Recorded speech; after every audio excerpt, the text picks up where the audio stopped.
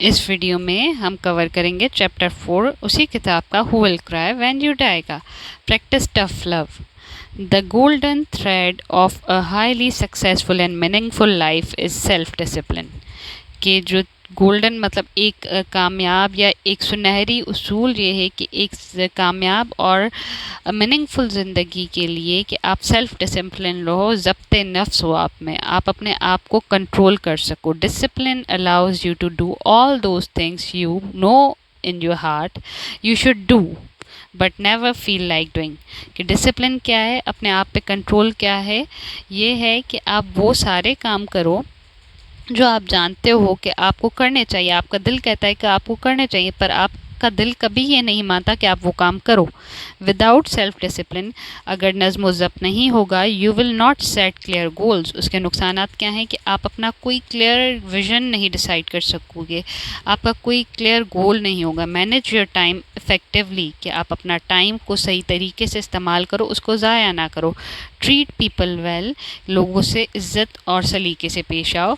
Persist through the tough time, कि आप मुश्किल हालात में साबित कदम रहो। Care for your health and think positive thoughts, कि अपनी सेहत का ख्याल रखो और पॉजिटिव मस्बत सोचो।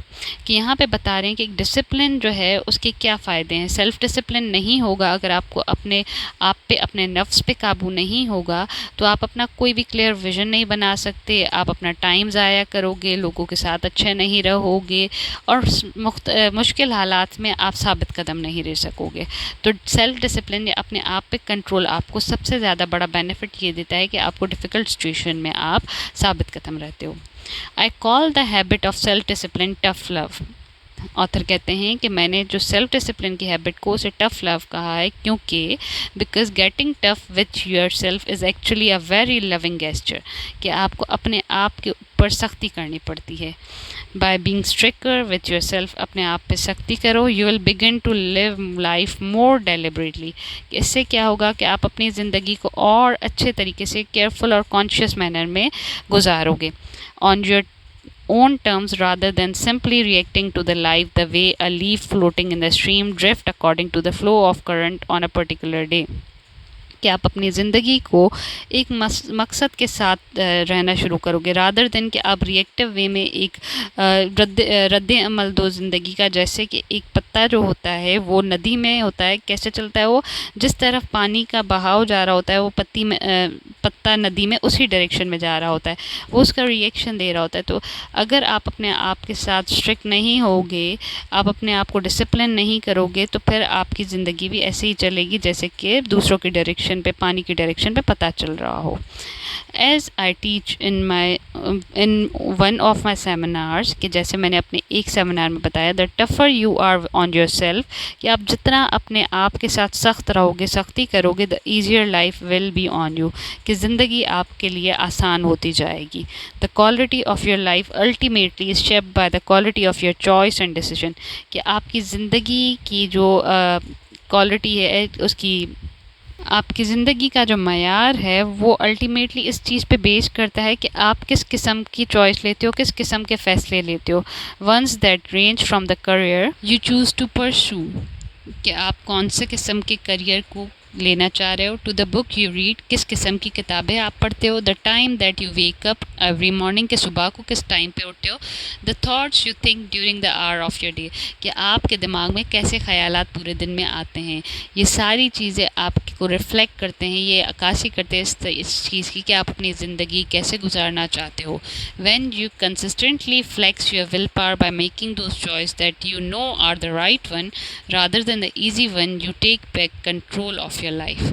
कि जब आप अपनी विल पावर को चैलेंज करते हो, आप ऐसे डिसीजंस लेते हो जो कि सही हो रादर देन कि आसान हो, तो आप अपनी ज़िंदगी पे कंट्रोल ले लेते हो। जब आप अपनी ज़िंदगी पे कंट्रोल ले लेते हो तो आपकी ज़िंदगी और आसान बनती जाती है।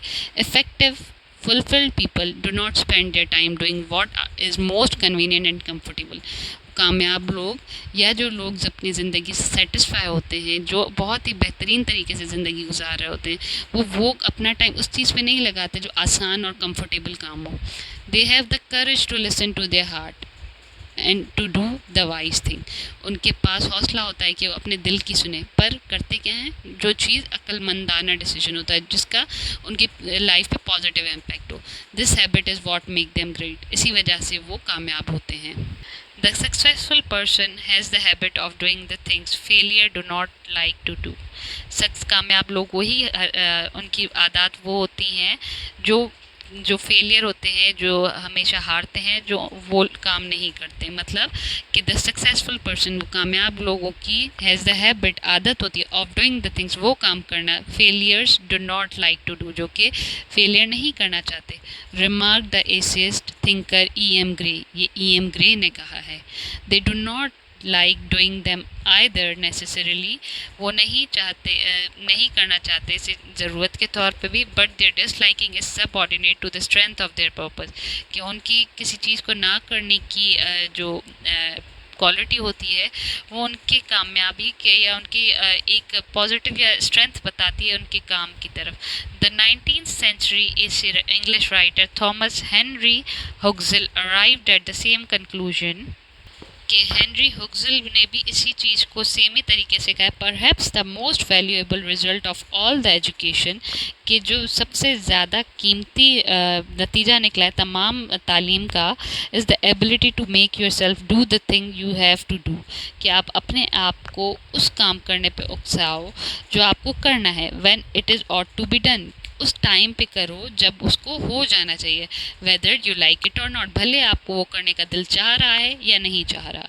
मतलब सारी तालीम का सबसे अहम मकसद ये है कि वो आपको उस काम करने पे मजबूर करे जो कि उस टाइम पे होना चाहिए, जो आपके लिए पॉजिटिव हो, भले वो काम आपको अच्छा लगे या ना लगे।